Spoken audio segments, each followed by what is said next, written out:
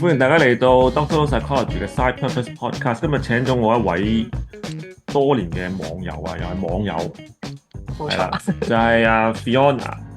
Fiona 咧係一 Hello，位職業治療師，介紹下自己先，Fiona。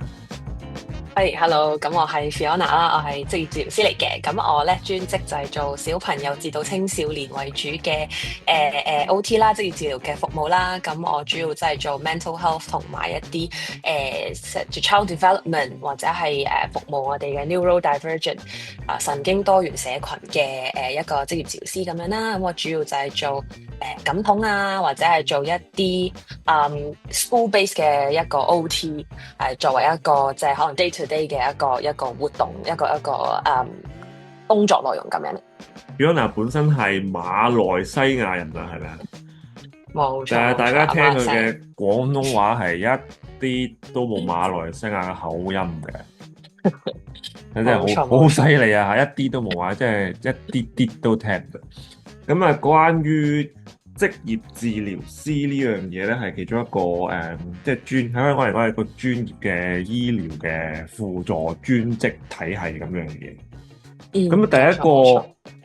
即係作為觀眾咧，第一樣嘢聽到咧就係好有興趣咧，就想知咧，喂，其實咧呢個職業治療師同埋物嗯，理治療師嗰個分別係咩？PT、OT 嗰個 exactly 嗰個分別係咩？或者係其實係咪有好多重複嘅職級或者係職能。職能嘅咧？係啦。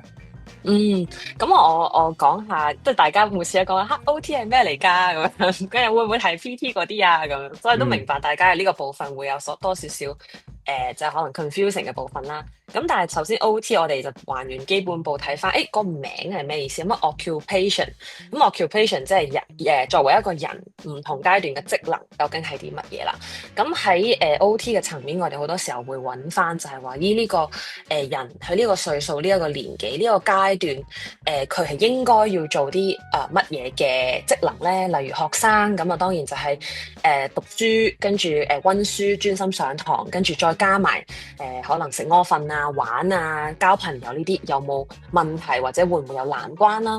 咁啊，去到老人家或者大少少嘅，咁可能我有突如其來生咗個重病或者中風，可能係車禍或者有啲意外受傷嘅話咧，呢一樣嘢會點樣去干擾到佢而家做緊可能工作嘅職能，或者為人兒女、為人父母嘅職能，係咪因為咁樣而受損咧？咁我哋可以點樣喺唔同嘅角度去協助佢？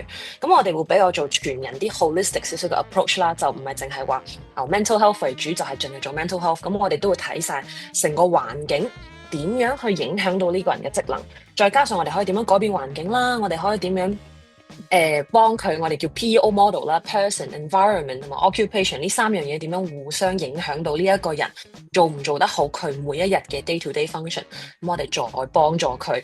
如果唔得嘅，我哋點樣可以幫助佢嘅 quality of life 提升啊？幫佢可以喺唔同嘅 occupation 可以再做得好啲，個人可以 meaningful 啲，佢亦都覺得係我適應到呢一個環境啦，呢個學校嘅環境，呢個工作嘅環境。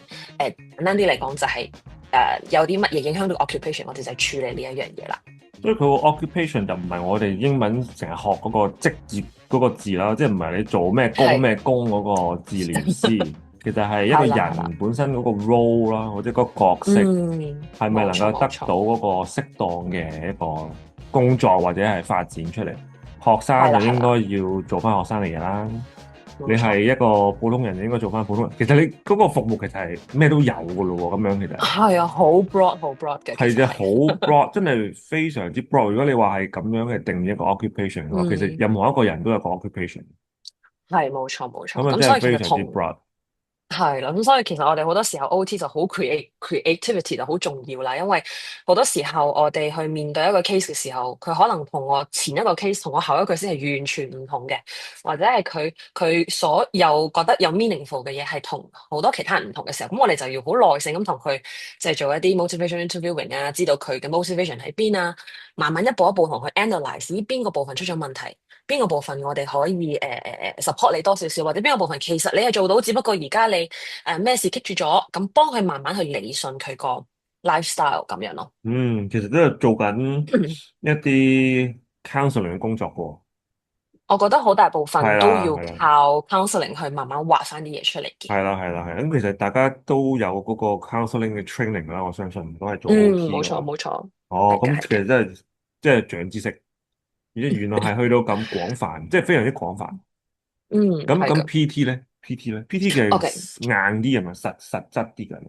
我覺得 physio 就冇 OT，因為 OT 其實係精神醫學起家嘅，咁所以好多時候哇，好嗯，係啦係啦，咁所以好多哦，時候喺一啲好psychiatry 嗰啲 background 度出嚟，咁去即係講翻 OT 嘅歷史啦。咁 PT 其實就 physio 咧，咁你顧名思義 physiology，咁其實好多時候都係做翻neurological 啊，musculoskeletal 啊，一啲可能動作，我可能行路，我趌下腰痛，咁我要 analyze 你個 gait 嘅 train 個 gait 嘅pattern，你行路嘅 pattern，我要點樣去幫你 strengthen 邊啲嘅肌肉，咁佢哋就會比較係去到好專或者係好 systematic 咁樣去幫助我哋呢一個 patient，去幫佢即係 incorporate 翻佢嘅 daily life，可能行路上落樓梯冇膝頭哥痛呢一類型嘅比較專嘅 component wise 咧，就會係 physio 會做比較多嘅咁樣咯。嗯，即係其實 OT 係精神醫學起家，我呢個我完冇人識啊，除咗你識之外冇人識。我 OT 應該都識嘅因為，OT 面我覺得呢個，係啦，我覺得嗰個名改得唔好咯，即係英文係好多人名。話 marketing 嘅問題。係咯，我覺得係個名改得唔好咯。點會叫職業治療師？即係中文名係改得極差，我覺得係需要改個名嘅啫。即係如果係講笑咁係係係，樣嘅話，我覺得係一個全人發展治療師呢啲會可能要會唔係啦。會再更加虛無啲？即係我覺得係即係好 broad，亦都係有啲虛嘅，就咁嗯，聽落去。即其實係就咁你嘅 聽係真係有啲 training 虛嘅。係你嘅 training 係乜都有。係啊，你話生理學啊、解剖學啊，我哋大學係有即係有大體老師啦，係咁啱我間學校係有嘅，我間 U 咁有大體老師，即係同醫學院嘅一齊學解剖啦。咁每一個 使唔 muscle 使落嘅走刀向啊，啊？你知唔知？要落刀噶。哦，唔知係啦，我香港，你唔喺間學校。香港讀噶嘛？係嘛？我唔係香港讀嘅，但我嗰間啊，學校係好有趣，喺台灣都唔係話有幾多間會真係落刀去做解剖嘅。咁嗰陣時我對解剖學十分之有興趣，就覺得，嘿，死啦，係咪讀錯行啦？係咪應該去讀解剖咧？咁但係後嗯尾又唔係嘅，因為真係去到實習，真係去到醫院，因為我哋間學校啦，喺最後一年咧，幾乎係真係翻工嘅形式㗎啦，就唔需要再嗯翻 U 啦。咁真係去唔同嘅 hospital 做 placement，亦都做過咗1000個鐘嘅。咁啊，做小朋友、大人，即係各個範疇都俾你接觸下。咁就真係覺得，哦，原來我學到嗰啲好零碎嘅知識，而家終於可以串聯埋一齊啦。哦，原來我哋咁樣去 嗯 analyze 呢個人啊。哦，原來我哋之前讀嗰啲好零碎嘅 點講咧 physiology 啊、psychology 啊、social psychology 啊等等所有嘢咧，原來可以融會貫通，去 conceptualize 喺呢個 case 度咁樣咯。嗯，即係其實你訓練真係有乜都有，係真係乜都有。你我心理學哋連咩啊？啊，係啊，連點樣去即我哋咩有一個係刺繡啊，嗯我哋學埋刺繡啦，學埋整 ceramic 啦，因為好多時候我哋要用 art 為一個 media，咁我哋亦都有一啲咁嘅堂，或者係整鞋墊，我哋都有試過整，咁即係其實乜都有試過整，哦，你啲係啦，嘢又評估埋包埋，論議。你啲嘢包埋 expressive art therapy。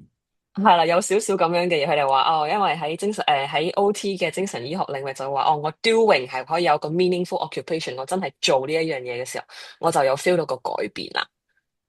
哦，係咁樣嘅原來，因為其實我係啦，覺得咧，係所有嘅人都要聽一聽呢一個咁樣嘅內容，即係坊間係係冇人知咩叫職業治療師嘅，就係覺得你係咪整親啊，翻緊工翻緊地盤整親啊，要去醫下隻係職安手啊，健啊，係啦，係呢啲，其實你係精神醫學，即係乜都包含晒嘅。係啊，哦，所以就冇 PT 咁容易理解啦。係冇錯冇錯，比較啊，點講抽象少少好嘅，抽象喎，好得意添喎，我覺得呢個真係 very 係 good，very 咪 good。啊？咁我諗你嗯，哋其實都會繼續進修噶啦，其實如果係呢啲行業。冇錯。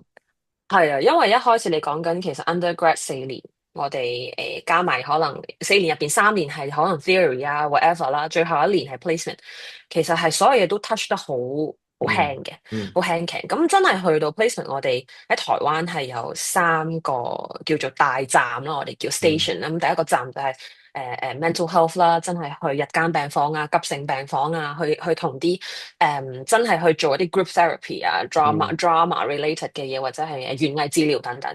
咁去到跳出嚟，去到 pediatric 就係我而家比較 specialize 嘅部分咧。咁 pediatric 我哋又係一啲好似好 related 嘅，但係個成個嘅做法又好唔同。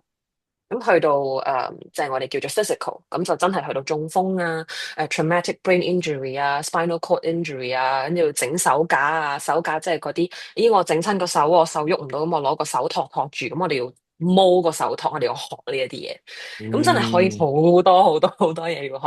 咁你去嗯到係啦，真係出嚟做嘢嘅時候，你只能夠有個 basic。足夠你 grad 之後，去面對一啲嘅 case load with 人哋嘅 supervision，跟住我哋先至可以可能，誒呢個真係好有興趣喎，我哋繼續讀落去，繼續研究落去咁樣咯。嗯，頭先你講話你係而家 specialize 小朋友或者係 youth 啊，嗯點解咧？點解你會揀咗呢一個direction？嗯，點解揀呢個 direction 啊？哇，呢一樣嘢我都真係，我記得我大學嘅時候係斬釘截鐵，我唔做小朋友，因嗯為覺得好難，好難同佢哋 attune 到，即係哇，嗯佢哋真係好做自己噶嘛，小朋友，咁我覺得好嗯辛苦啦，同佢哋 connect。咁但係去到我真係不得不講我個人生導師啊，嗯但係佢唔識聽廣東話添，哎呀，佢嗯係喺台灣嘅一個老師啦，咁佢係完全係用一個好同其他老師好唔同嘅一個角度去講 pediatric 係點樣做，亦都係一個好同我哋講緊，誒你唔可以為做而做，亦都成日講一句就係話，我哋自己就係一個治療工具，治療師本身就係一個治療工具，我哋要點樣將自己 present 俾個小朋友係好重要嘅。咁個嗯小朋友點解要聽你講先？咁你自己要變得自己好好玩咯，你要好好玩，個小朋友先會覺得你好玩，先會想同你玩，你先做到後面嘅嘢。咁我就覺得佢講嘅嘢係。亦都真係體驗到喺佢嘅 day to day 嘅嗰個工作度。咁啊喺當然嗰陣時候實習係喺小兒科，喺兒科實習係可能3個月零。得到呢一個好大嘅 inspiration 之後，就覺得其實我係一個我覺得我自己都幾好玩 playful 嘅人啦，好係啊係啊，似都可以試下做小朋友。你應該都咁我係 就 playful 嘅人。係啦，好 playful 啊，冇乜所謂，試下啦，玩下啦咁樣。咁我就覺得係因為呢一樣嘢，我就不如試下就做。咁我越做，當然好多碰壁嘅部分。唉，真係呢個小朋友唔係好connect 到喎，咁點算咧？咁亦都好積極咁樣去揾好多資訊啊，好多睇好多書啊，讀好多 courses，盡量去豐富自己嘅 toolbox。我自己就係一個 嗯 tool，我個 toolbox 係啦。咁喺做嘅時候，我又覺得越嚟越得心應手，個滿足感亦都隨之而來越嚟越多嘅時候，就會覺得其實揾得到佢哋嘅原因呢一樣嘢，令到我好有成就感嘅。咁我就不斷嗯咁係啦，繼續就做呢一行咁樣嗯，做咗幾多年啦？而家做做嘢。嗯哦，而我係 pre-COVID 入行嘅，咁所以你當2019真係2019哦年尾嗰陣時候係啦入行嘅，咁就嗯，到今年都就嚟邁入2026年啦，咁都樣啦，係啦已經有係啦，都五六年五嘅一六年噶個 啦。experience，其實俾你人生有冇啲咩改變或者睇法嘅改變？對於你自己人嗯生，嗯。咁呢一個坦白講就好多嘅，因為我自己本身係diagnose 咗 ADHD 啦，嗯咁亦都我屋企人，我個哥哥係 autistic 嘅，咁嗯但係佢由細到大，我哋都當然喺 Malaysia，你唔係好知道啊咩叫 ASD 啊，咩叫 ADHD 啊，其實係唔知㗎。咁係我真係去讀呢一個嘅時候，我覺得點解咁怪嘅我自己，即係咁嗯重嘅，睇到個 嗯 DSM 化嘅話，根本係我嚟嘅喎。咁亦嗯都係因為嗰陣時候喺台灣讀書嘅時候，你係第一次自己出嚟住，第一次自己去 manage 水電煤啊、交租啊、交學費啊，要put on the fresh set of clothes 係啦，嗯要洗衫咁樣 on the schedule，要讀書温書，我就覺得好 overwhelming，好 嗯 overwhelming。咁出到嚟做嘢更加係啦，因為嗰陣時候覺得，做學生梗係要讀書啦，其他啲嘢唔緊要，唔好理佢住先。跟住一出到嚟做嘢就會更加 confront by 好多嘢，就係話，我點樣manage 我個 financial，我點樣 manage 我個時間，翻工唔好遲到。咁我覺得好 overwhelm，好 overwhelm 嘅。咁所以頭1、2年簡直就係 chaotic，嗯係啊，簡直就係 chaotic。咁後尾我亦都因為讀咗呢一科呢4年，我都 recognize 到其實我哥哥係autism。咁我媽咪同我講話，其實佢係 dyslexia，但係我哋唔知道，冇人講過話其實佢係autistic 啦。咁去嗯到我做完即係做完第一年嘢，我就決定同我媽媽講就係喂，其實咧，我覺得哥哥應該係autism。嗯咁我媽媽當然就覺得你唔信我講啦，即係覺得嗯冇嘢嘅，即係媽媽通嗯常即係Asian parents 通常都係咁 dismiss 咗我啦。咁直至到我媽咪喺過去我諗2至3年前咧就有個小中風，嗯咁佢人喺 Malaysia 啦，咁就變咗主要照顧者就落咗喺我哥哥身上。嗯咁我哥哥就好 stress 啦，非常嗯之覺得哇好 overwhelm 啊，又忽然間有個咁大嘅責任擺喺我身上，我唔知點算。咁啊，我就好開心變成再同我媽媽講呢件事，就係話嗱，你見到佢咁 struggle，成嘅時候，你知唔知其實佢係又再重複講多一次，係autism 呢一樣嘢代表啲乜嘢？而當其時嘅我已經開始多咗少少經驗去處理 autistic 嘅 teens 或者 autistic 嘅 young adults，再同佢傾嘅時候咧，咁我媽媽慢慢地接受到就係話，哦，原來 autism 係咁嘅意思，哦，原來我以前即係我以前嘅嗰啲 behavior 係咁嘅意思。原來佢呢樣嘢係咁，大家仲學緊嘅到而家，我覺得到今時今日都係。咁但係 at least 我有呢個 knowledge 去同我屋企人去傾，有呢個 experience 教我媽咪同我哥哥去互動嘅時候，其實係咪可以換個互動嘅方式咧？咁我覺得佢都仲係學習緊嘅階段啦。咁但係 at least 我覺得我有呢一個 skill 去幫助我屋企人，亦都幫助到自嗯己嘅，係嗯，啦。咁呢一個真係一個最大嘅得着，我覺得呢一份工俾到我。正如你所講，你而家係一個 toolbox 啊，係啊，我係個 toolbox 啊冇錯，係啦，你幫到工具人。幫到人哋，幫到屋企人，都幫到自己好多唔同嘅成長，冇錯冇錯，好係個工多唔同具人嚟嘅。嘅好多唔同嘅進步。咁正如嗯你所講咧，OT 係 from 一個精神醫學嘅歷史淵源，所以其嗯，實你哋係同呢個其實 psychology 係息息相關嘅，我相信係冇錯冇錯，係嘛？咁其實大家咧可以咁講。唔好再將 OT 就連埋去 PT，其實我覺得佢哋好遠下啦。如果咁樣嘅話，其實佢哋 OT 應該同心理學家應該再遲少少，再遲一啲。我覺得係嘅係嘅，某啲範疇大家嘅合作個機會，同埋大家一齊開會一齊去俾一啲 insight 嘅機會係多嘅，係啦。係啦。不過心理學家就 talk therapy 多啲，即係你哋就用嗯好多唔同，do 嘅係啦係工具啦，或者做係係啦。玩具啦，或者我聽過新聞話你哋係要自己創造好多唔同嘅工具啊，或者一啲好得意嘅嘢出嚟去解決某啲問題。盡量會想做呢件事，咁當然有更加有 creative 嘅童工啦，佢哋會好犀利咁，3D printing 啊，哇，好犀利，做咗好多啲 tools 出嚟啊，去幫助大家 day to day 可以輕鬆啲。咁我覺得亦都有好多 OT，做下好 inspire，走咗去讀一個 biomechanical engineering，真係去走咗去設計一啲 tools 去協助我哋嘅患者啦，唔好話係 physical 小朋友或者係 design 玩具，咁啊可以俾多啲 insight。一啲唔同嘅玩具廠或者係一啲唔同嘅一啲機構去做一啲嘅 tools 出嚟，去幫輕大家嘅生活咁樣咯。咁其實越聽你咁講咧，呢個 occupation 係一個非常之有趣嘅 occupation 啦，即係係好好玩。你呢個 OT，但係喺香港社會咧。嗯佢嗰個 reputation 咧，其實就即係嗯如果我哋嘅普通人嚟講咧，嗯就唔會及好似 PT 咁嗯，高啊嘛。你同唔同意呢樣嘢？